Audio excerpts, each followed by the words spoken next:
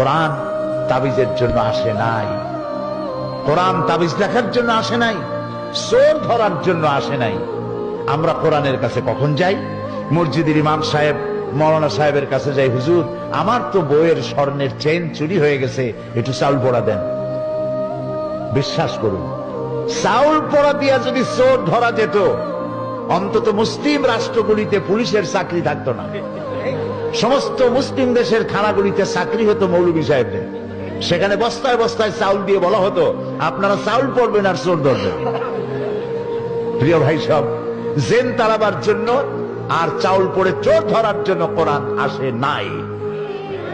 কোরআন এসেছে একটি সুখী, সমৃদ্ধশালী, শোষণ মুক্ত, দুর্নীতি মুক্ত, একটি ভীতিহীন, নিরাপত্তাপূর্ণ, একটি সমৃদ্ধশালী রাষ্ট্র উপহার দেওয়ার জন্য কোরআন এসেছে। কোরআন শরীফ চোর